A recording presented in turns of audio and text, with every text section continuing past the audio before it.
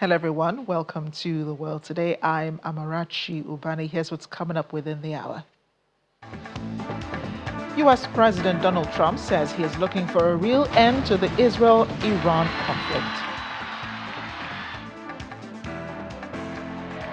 And Trump leaves the G7 earlier than scheduled, but slams French President Emmanuel Macron's suggestion that the U.S. president was off to de-escalate the conflict between Israel and Iran. Plus, Russia conducts its deadliest attacks on the Ukrainian capital, Kyiv. Let's begin. U.S. President Donald Trump says we're looking at better than a ceasefire between Israel and Iran after warning people earlier to evacuate Tehran. President Trump made the comments after his earlier departure from the G7 in Canada, but on board the plane, he told correspondents it's still not clear what he meant. Iran and Israel are exchanging fire for a fifth day.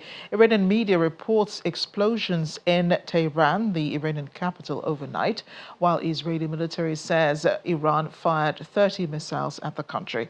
U.S. Vice President J.D. Vance earlier today said President Trump may decide he needs to take further action to end Iran's nuclear program.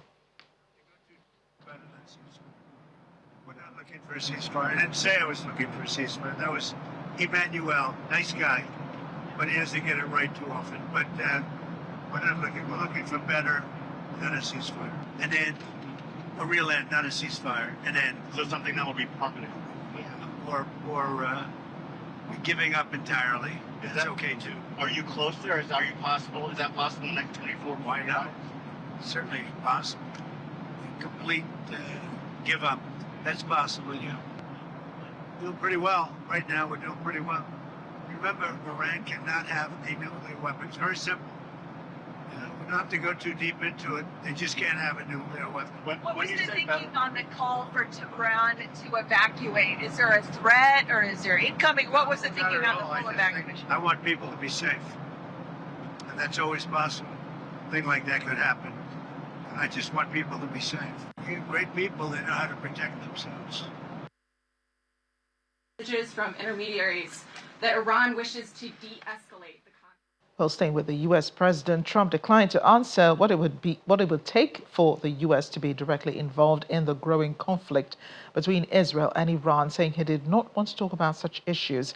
Instead, he continued to press Iran on negotiations on its nuclear program. The president is set to kick off his time. Well, at the time he made the comment, he was in Canada to attend the G7 summit. Trump has repeatedly said he wants to make Canada America's 51st state.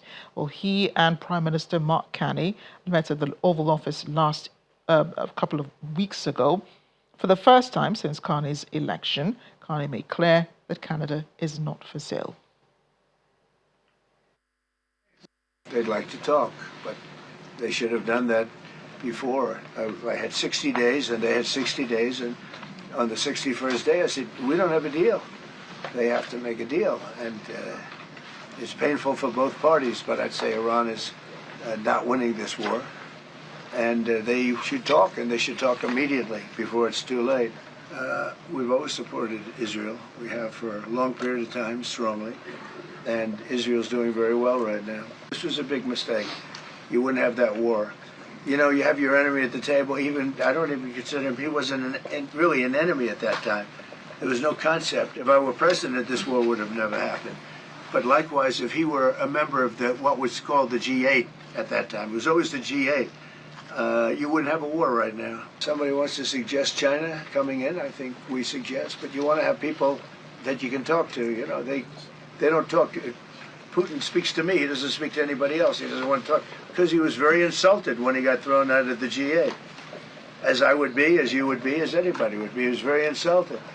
And, I mean, he was thrown out by Trudeau, who convinced one or two people, along with Obama. He was thrown out, and he's not a happy person about it, I can tell you that. Okay. Yeah, I want them to focus on the cities, because the cities are where you really have what's called sanctuary cities, and that's where the people are.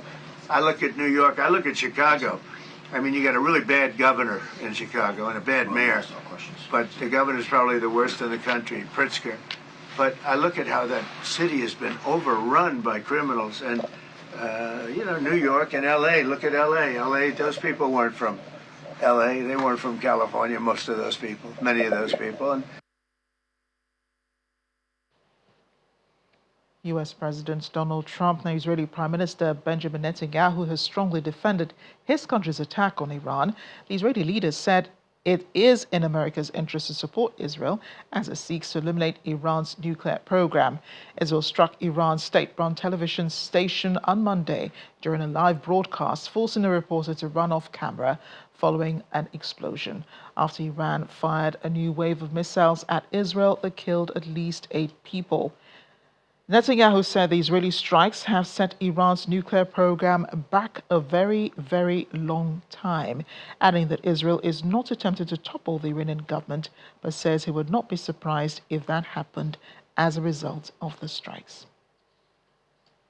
We're not just fighting our enemy, we're fighting your enemy. For God's sake, they chant, death to Israel, death to America. We're simply on their way. And this could reach America soon. I mean, to have these mad mullahs who are committed to destroying us in order to destroy you, to say that they should have nuclear weapons and ballistic missiles to deliver them to you, and to say that that's not your interest, well, we're fighting this war. We're taking the action. Israel's Foreign Minister Gideon Sa'ar confirmed today that Israel killed another high-ranking Iranian general after decimating its military command. Sa'ar said Israel killed General Ali Shadmani, who had just been named as the head of the Qatam al-Anbiya Central Headquarters. Iran has not acknowledged Shadmani's death, but Shadmani was a general in Iran's paramilitary Revolutionary Guard. Speaking at the opening of the Foreign and Defense Committee meeting at Knesset, Sa'ar issued a warning to Shadmani's successor. Israel says its sweeping assault on Iran's top military leaders, nuclear scientists, uranium enrichment sites, and ballistic missile program is necessary to prevent its longtime adversary from getting any closer to building an atomic weapon. Now in their 5th day, the strikes have killed at least 224 people since Friday. Ambassador Amir Saeed Irvani, permanent representative of Iran to the United Nations, has told the organization that Israel targets civilians in its strikes. Israel did strike Iran's state-run television state on Monday during a live broadcast, forcing the reporter to run off camera. And this after Iran sent a wave of attacks into Israel, which the military said provided a cover for Iranian military operations. A warning came on the 4th day of the conflict when the Israeli military claimed it had achieved air superiority above the Iranian capital and could fly over the city without major threats. The claims of surgical strike is false and misleading.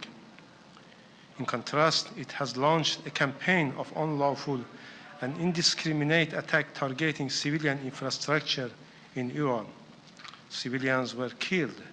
Homes, hospitals, and other civilian infrastructure were destroyed. These are facts, not claims. The Israeli regime deliberately struck densely populated civilian areas in multiple large Iranian cities where millions live. So far, 1,480 people have been killed or injured. At least 224 civilians, including women and children, have been killed. Many of the victims are children. In one brutal attack on a residential building in Tehran, around 20 children were martyred. Due to the severity of the injuries, this number may rise.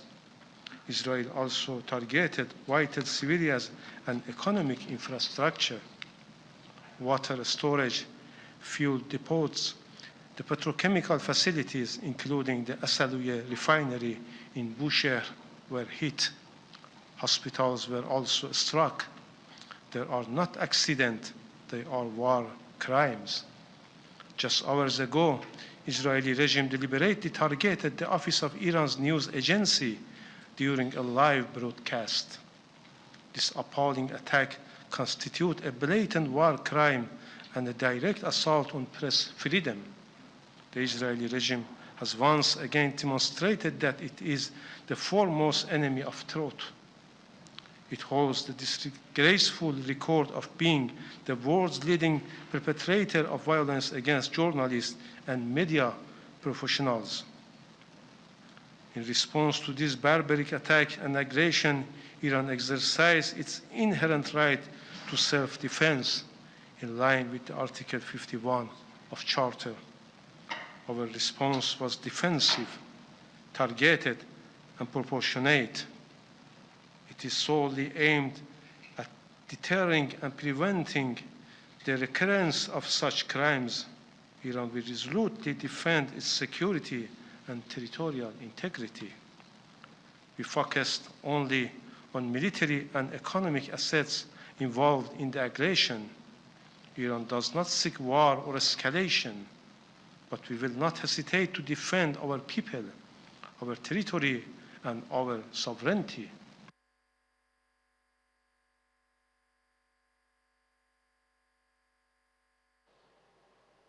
Joining us now is National Security Risk Strategist Vince Onyekwelu. He joins us from our studio in Abuja. Vince, thank you for joining us on the program today.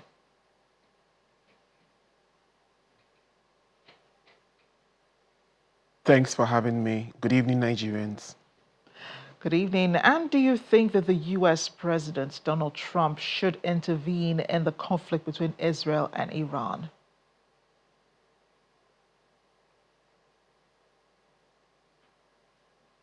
I believe that the US president has already intervened in the sense that it's on record that there was a deal being brokered by President Trump between the Israelis and Iranians. And unfortunately, that deal was not sealed and signed. And it was because of the failure of that deal being sealed and signed that actually necessitated the reason why the Israelis had to commence on a preemptive strike. Obviously, if there was no intervention by Mr. President of the USA, there wouldn't be talks about Iran not signing a deal as he advised them to sign a deal earlier on. And it was a refusal of Iran to sign the deal that actually made them to feel like, okay, let's do it the other way of force. Obviously, even when Mr. President said that it's now too late because when Iran refused to sign the deal, they left him no other choice than to take a stance that failure to sign the deal gives Israel the right to defend themselves. So Mr. President of the USA has already intervened, although there is room for him to intervene further.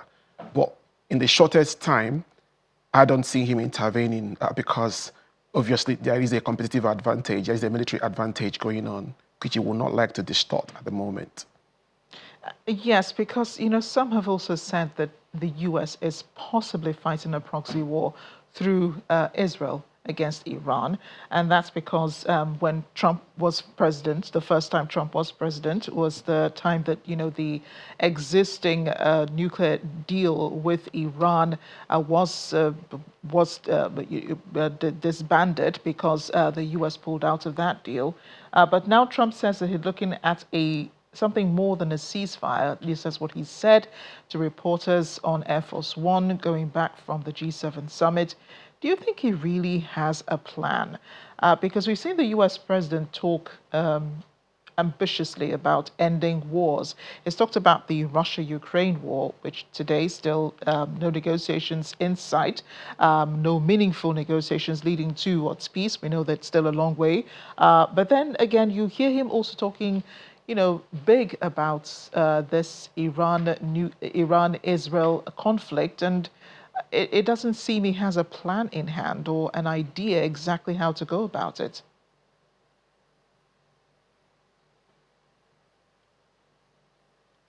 Honestly speaking, we need to excuse Mr. Trump from all this chaos because we all knew the history of the Iranian and Israeli hatred for each other. Do not forget that Iran is a Shia Islam country, just like Saudi Arabia is a Sunni Islam country. So even to the Saudi Arabians, Iran is a big threat to them, just like the way Iran is sponsoring most of the missile attacks coming out of, from Yemen that used to target Israelis and other countries. And obviously we have it on good record that Iran is also strongly behind the Hezbollahs in Lebanon, and also that Iran is actually the key figure behind the Hamas in the Gaza area. So Iran is not just a threat to the USA, but also a threat to the neighbors in the region, from Saudi Arabia to Israel to Jordan. They are all scared of Iran. Even Iraq is obviously going towards Shia also.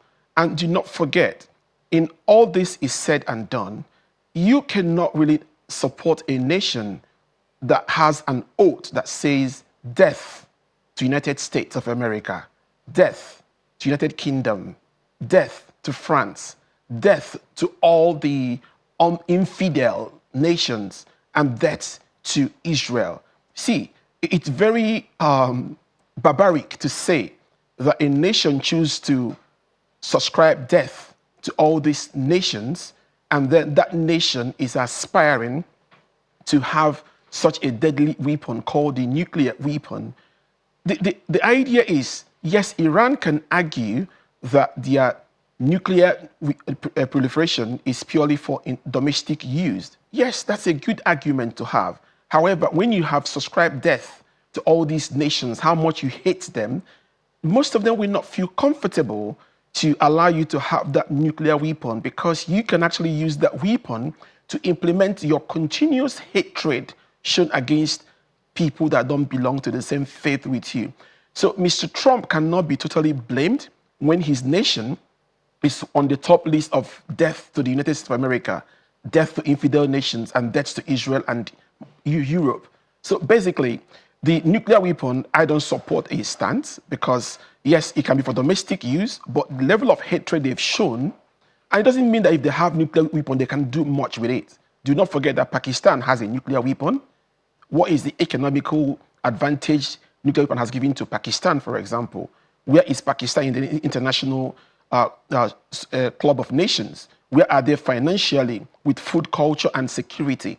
So it doesn't mean that nuclear weapon makes Iran to become a better or a bigger nation, rather nuclear weapon makes them to be a more dangerous nation. And in conclusion, do not forget that Iran has moved a parliamentary bill to exempt themselves from the NPT, that is the Non-Proliferation Treaty.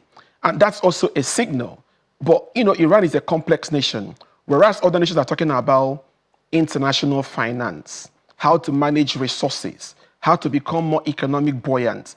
Iran brings on the table the issue of religion. What religion says that people has to be killed or wiped off the face of the map of the world. So it puts Iran in a very precarious situation whereby a lot of nations or leaders do not trust them. And that is why in this G7 summit that is ongoing, they voted that Iran does not have a right to own nuclear weapons, because they don't trust them. And they give people the reason not to trust them. Thank you. So many have speculated, however, the intensity of these strikes between Israel and Iran, and the preparations by the Israeli government to ensure that Iran never has the opportunity to enrich uranium. It's not the first time Netanyahu has called attention to Iran's nuclear activities. He did so when he was prime minister in 2015. He also did so in 2018. Is Iran really a threat to Israel? I know it sounds like a really simple question, but currently, or in the present situation, is Iran a threat to Israel? Because the only excuse, it seems, with Israel carrying out these strikes is because the IAEA released a report saying that Iran, for the first time in 20 years, has not complied with all of the regulations.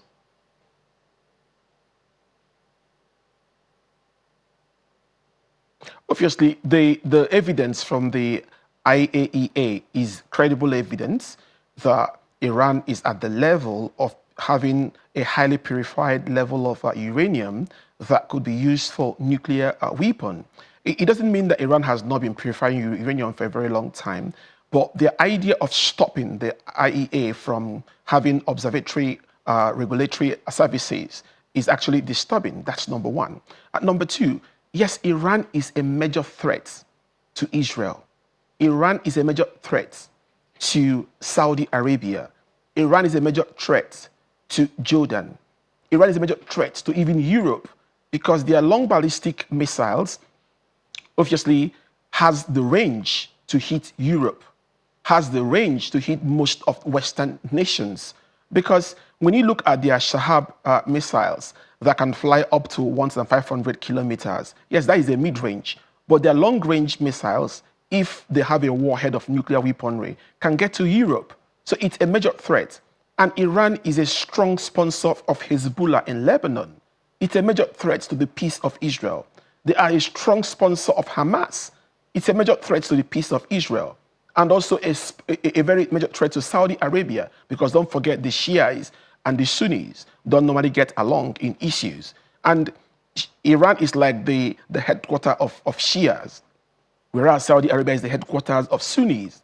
So it's a big threat. And whatever you see coming out of Yemen, the Houthis sending missiles to Israel, comes from Iran. And do not forget, Israel has been very strategic before they delivered this war. First of all, they were able to cancel out the ability of Hamas to send their projectiles into Israel. You see, that has been significantly reduced, maybe over 90% reduced. So Hamas cannot send projectiles into Israel anymore. Then they moved over to Lebanon. They canceled out Hezbollah. They were able to send in fire and projectiles from southern Lebanon. That was well cancelled. Then they went into, obviously, whether they played a role in Syria or not. But we know that maybe they played a role. And they canceled out Syria. That means nobody can come in from Syria to attack Israel. So once Hamas was cancelled significantly, not totally, Hezbollah was cancelled significantly, not totally, and the threat from the Syrian government was cancelled, and Syria lost control. Now they had the chance now to move into the main target being Iran. And this time around, I believe Israel may not have the capacity to get into the uranium enrichment underground dungeons of Iran because they don't have the bunker busters, they don't have the equipment, they don't have the manpower. But the issue is, I believe that the USA should not directly get involved in this war because China is watching, Russia is watching. It would be unfair for USA to get involved directly, although they support them from the back. So it's beginning to look like, Prime Minister Netanyahu is more interested in fighting wars. I mean, this all started with looking for the hostages that were abducted from Israel by Hamas in October of 2023. But that, project seems to have been abandoned right now. And, he's like, he's tasted blood and he's just going on and on until all of Israel's enemies are eliminated. But what about the search for hostages, which was the main reason, why this war started with Hamas and Gaza and then extended to all of these other countries that you mentioned? What happens to the search for the remaining hostages?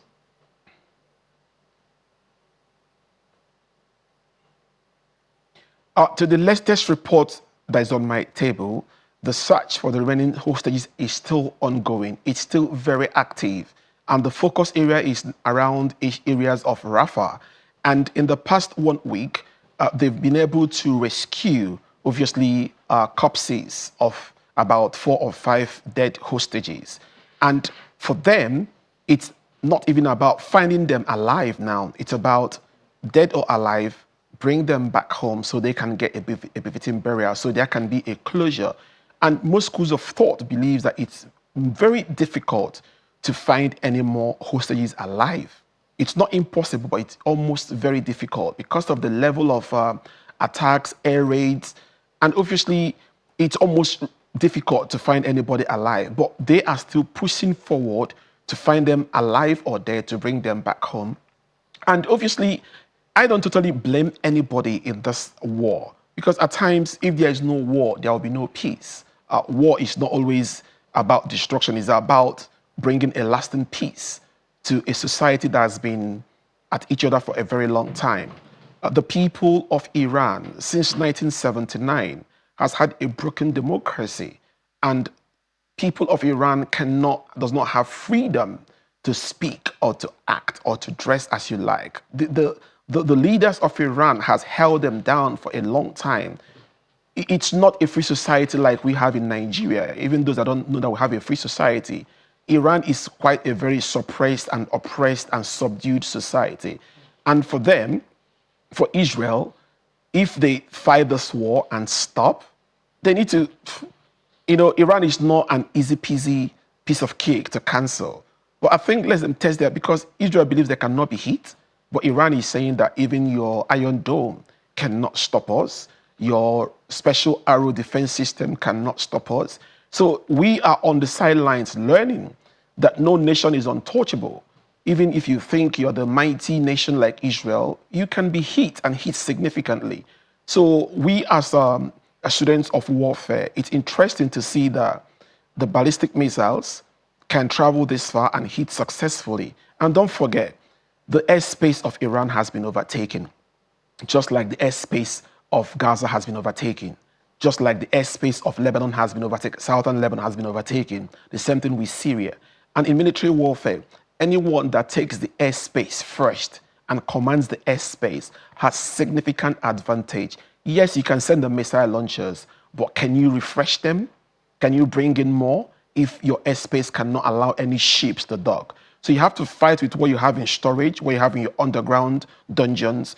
Do Israel have the heart and the mind to hit boots on the ground, to get to that mountain, to check out that bunker areas of the IRCA? I don't think so. But if they can do that, then we see the man in them. So it's an interesting, easy peasy for everybody. But we do not support war, because the loss of lives, innocent lives, is not the best. There could have been a better way to do that. But at times, war brings peace. If there's no war at times, there might never be peace. Vince, thank you so much for joining us. I appreciate your analysis and your thoughts on the issue here on The World Today.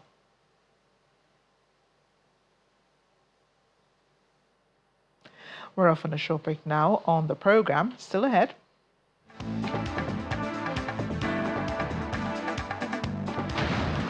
Leaders have been gathered in Canada for the G7 summit. The US President Donald Trump takes an early departure.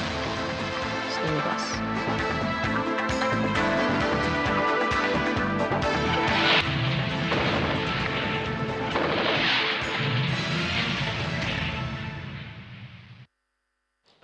Welcome back to The World Today. Lebanon's president and prime minister says parties within the country should keep it out of the conflict between Israel and Iran, warning that such acts would bring repercussions to the small nations still recovering from the Israel-Hezbollah war.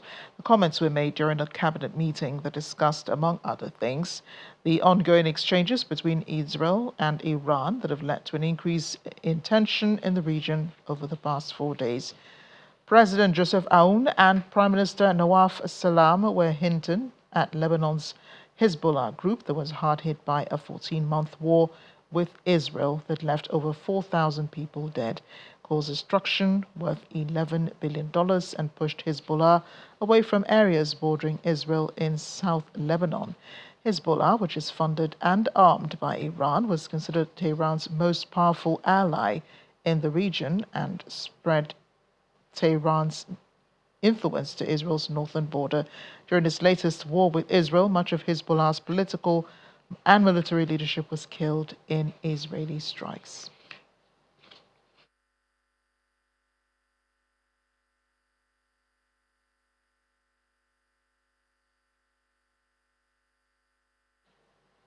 To the G7 summit now. Canada's Prime Minister Mark Carney has formally opened the group on Monday by telling fellow leaders they're meeting at one of those turning points in history. Carney said the world is more divided and dangerous than during past summits and other hinge moments, citing G7 gatherings after the fall of the Berlin Wall. or the 9/11 terrorist attack on the United States, with the leaders of the US, Germany, France, Japan, and the United Kingdom and Italy seated before him. Carney said the world looks to this table for leadership. He predicted they'd have frank discussions over the two-day summit and not always agree, but he said that where they do agree, it will make a difference for citizens. In my home province, Alberta, in the heart of the Canadian Rockies, I'd note that we are also meeting on Treaty 7 territory. These are the traditional lands of the Blackfoot Confederacy, the Stoney Nakoda Nations, and the Tsuut'ina First Nations. And we're gathering at one of those turning points in history. I think we all recognize that turning point where the world looks to this table for leadership. 50 years ago, in France, a group of leading industrial nations got together in the face of global economic and financial crisis. The end of the international monetary system is known. Stagflation threatening, challenges in the Middle East, geopolitical challenges in the Middle East. And it was the frank, informal discussions around that table in Rambouillet that led to a long period of decisions and prosperity at that time. So as I said, we're meeting at one of those hinge moments, those turning points in history. The world's more divided and dangerous. Hostile states and terrorists have expanded their capabilities and their reach, threatening global security in our local communities. Global commerce, energy systems, even intelligence are all being rewired. Nostalgia isn't a strategy. We have to change with the times and to build a better world. And some of you, such as you, Mr. President, have anticipated these massive changes and are taking bold measures to address them. All of us around this table are reinforcing our militaries and security services for the new world. But we all know that there can be no security without economic prosperity, and no prosperity without resilience. And in a world where shocks flow across the borders, that resilience comes from cooperation around that starts around this table. Cooperation that can lead to a new era of prosperity, energy security and critical minerals, artificial intelligence, quantum, combating human smuggling and transnational repression. So we will have open, frank discussions over the course of the next 2 days. We might not agree on absolutely every issue, but where we will cooperate, we will make an enormous difference for our citizens and for the world, and bring the next era of prosperity, I hope, to the benefit of those we serve. Well, U.S. President Donald Trump dismissed French President Emmanuel Macron's claim that he was returning to Washington to work on a ceasefire between Israel and Iran, adding on a post that the French leader was wrong in how he described the exit. The Truth Social post was published while Trump was aboard Air Force One as the presidential jet was departing Calgary to ferry him back to Washington from the G7 summit in Kananaskis, beg your pardon, in Canada. Trump had earlier announced he would leave the summit a day earlier, with the White House press secretary citing what's going on in the Middle East as the reason. Macron suggested to reporters at the G7 that Trump was leaving early to negotiate a ceasefire between Israel and Iran, saying there is indeed an offer to meet and exchange. The French president added that the U.S. assured they will find a ceasefire, and since they can pressure Israel, things may change.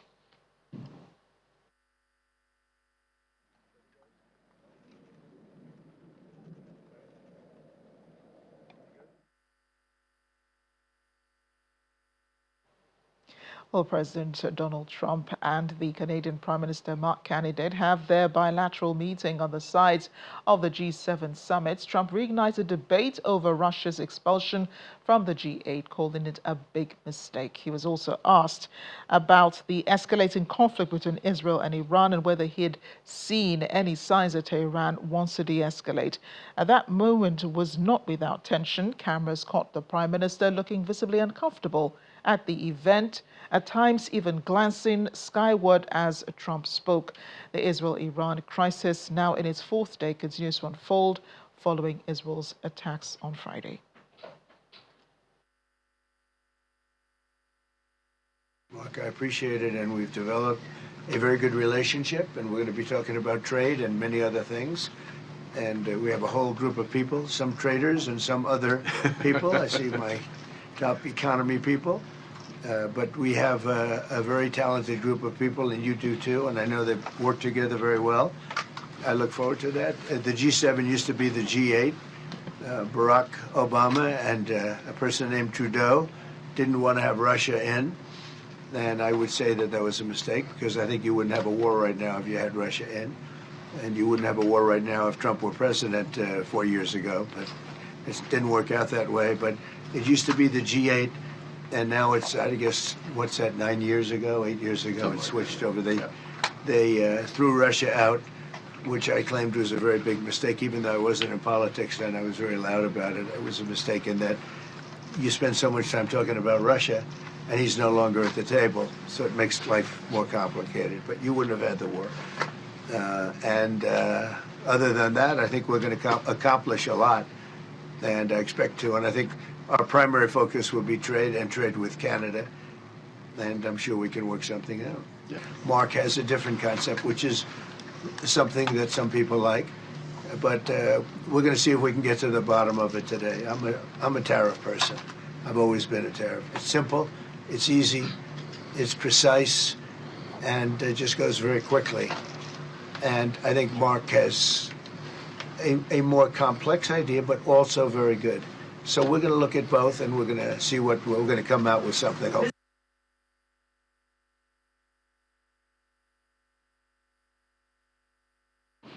Well, we've said it already. President Trump left the Group of Seven meeting on Monday, departing just a day early as the conflict between Israel and Iran intensified.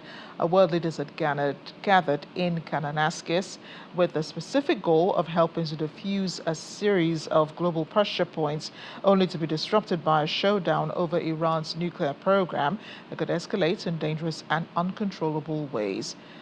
At the summit, Trump warned that Tehran needs to curb its nuclear program before it's too late. He said Iranian leaders would like to talk, but they had already had 60 days to reach an agreement on their nuclear ambitions and failed to do so before the Israeli aerial assault began.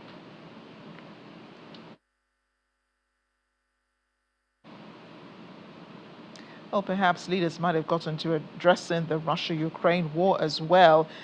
Ukrainian President Volodymyr Zelensky was monitoring the G7 summit. He said Ukraine is doing everything possible to find an end to the war, but that all efforts to ending this war with Russia for the sake of peace are ruined because of the unwillingness of the other party.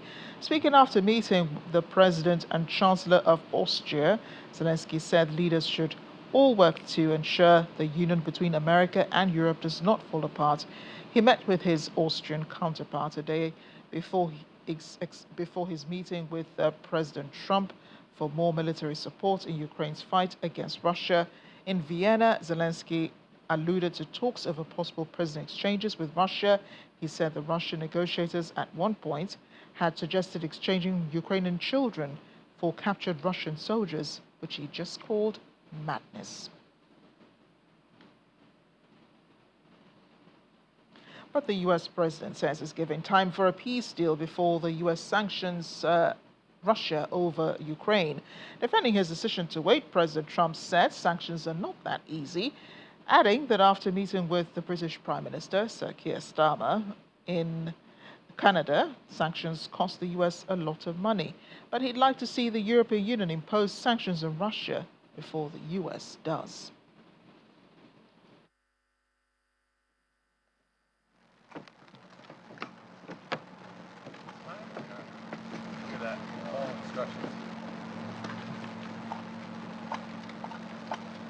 Resolute, but also happy. I want to bring in now international affairs analyst Tunde Arogomati. He is in Brampton in Canada. Tunde, thank you so much for joining us on the program. Yeah, thank you very much. Good afternoon, Good Amarachi. afternoon. Yeah, and the conflict between Israel and Iran did seem to overshadow the aim of the G7 summit in Canada. Do you think leaders ever got to the agenda despite the seriousness of this war?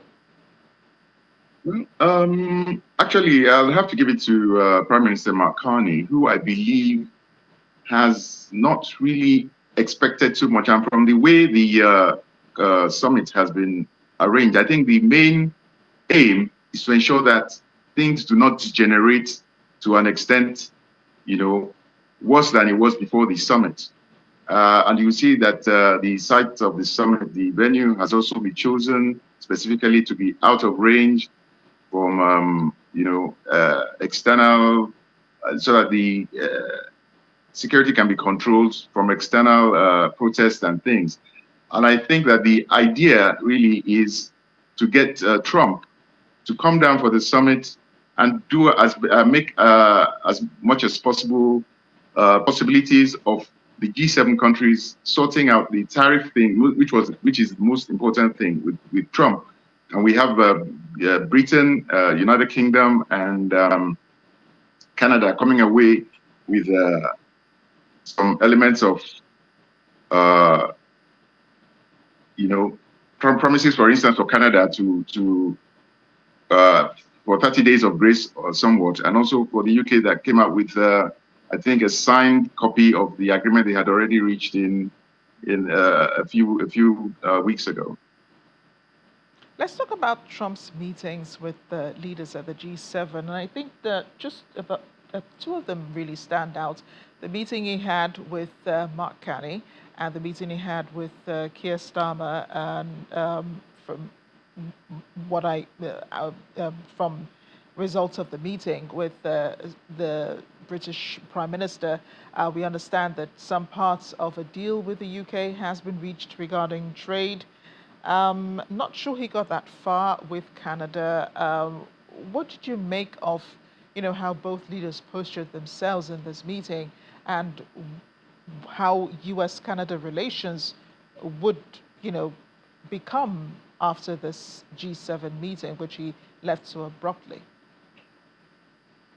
In first instance, like you rightly alluded to earlier, Trump generally doesn't have a plan. I think as more or less as a showman, a TV personality, he came to the summit to make a statement. And I think the major statement he wanted to make, he made yesterday when he unfortunately berated even former presidents of the United States, and also brought the question of Russia back into the picture, which a lot of people find absurd, but that is his agenda. And I believe that the reason he must have felt a bit uncomfortable outside of the Oval Office. His best straight stage, from my point of view, is the Oval Office. Once he's out of there, he exhibits what is so obviously a lack of self-confidence, which was this way I read his behavior. For instance, today he's supposed to have met with Zelensky, and like he said yesterday, his major weapon is just tariffs. And apart from tariffs, he doesn't have any idea what else to do.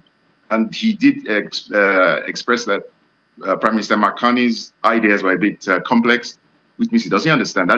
We should not read anything spectacular to Trump. Trump is someone who is a bit of a simpleton, from my point of view, my opinion. I'm sorry to say that, but that is the truth. So as soon as he got out of his comfort zone, and probably in order not to be ambushed somewhat intellectually, I think he just took his leave and used the excuse of the Israeli conflict to take off and seek a safer haven at home, probably. But he really wasn't working on anything regarding the Israel-Iran conflict. I mean, the French Exactly, that's my president point. It was just an excuse. Yeah, the French president did try to make an excuse for him, saying, this is the reason why he's leaving early. But then Trump now slams the President Macron for even suggesting that that was the reason why he was leaving. But behind the scenes, and I think even in front of the camera, we've seen President Trump lash out to some of these leaders that he has met one-on-one at the White House. And then for him having to meet them again, it almost seemed like it was a gang up against him at the G7. don't think there was any gang up. Actually, I think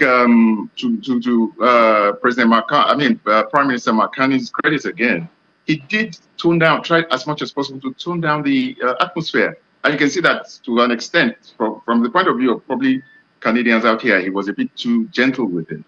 But he, like the consummate technocrat and strategist he is, he did realize that he had to, as the host, was incumbent on him to ensure that President Trump was as comfortable as possible. And he did give adequate respect to the United States of America, which unfortunately President Trump doesn't quite realize the difference between his person and the United States of America as an institution and a national government.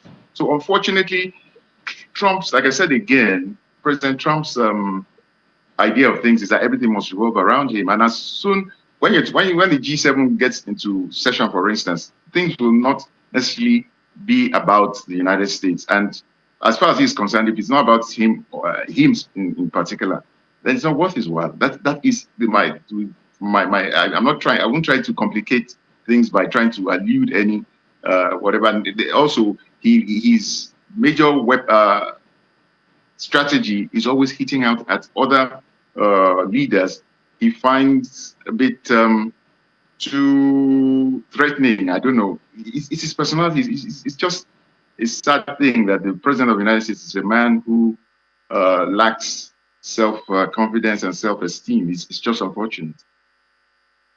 Finally, and I hope you can quickly, respond to this. The fact that the Ukrainian president, who was in Austria at the time of the G7 meeting, did say that Ukraine is doing all it can to end this war. There is no corresponding effort from the Russian side, and I think he was also looking forward to that meeting with President Trump. Where do you think the Russia-Ukraine war stands in comparison to what's going on in Iran, going on between Iran and Israel? Unfortunately, the major connect here is a lack of leadership from the United States. The United States should be in a position to handle these situations. And it's unfortunate that, of course, it's obvious that President Trump, again, from a personal point of view, would take such a biased stand towards Russia. Thereby, I mean, that is why, last time I spoke, I said Putin cannot be trusted, but he knows how to manipulate President Trump to the extent that he does what he wants to do, and on the diplomatic side of things, tries to seem to be playing along, but at the same time, he wants to take as much territory as possible, if not the entire Ukraine, from the look of things, if he can. But I think what he wants to do is to ensure that he gets as much territory as possible before it's obviously necessary to come to a conclusion. And of course, also Mr. Netanyahu has been able to utilize his relationship with personal relationship with President Trump to also exhibit as much power or influence in the area by attacking as many people as possible, because the Iranian attack is a bit of a gamble, and it is hope that doesn't backfire badly on the entire region.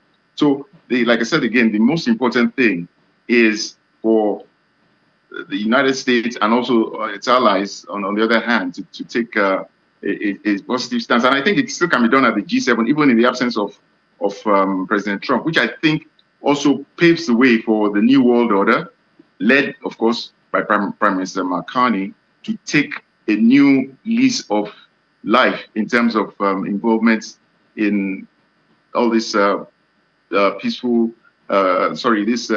conflicts all across the place.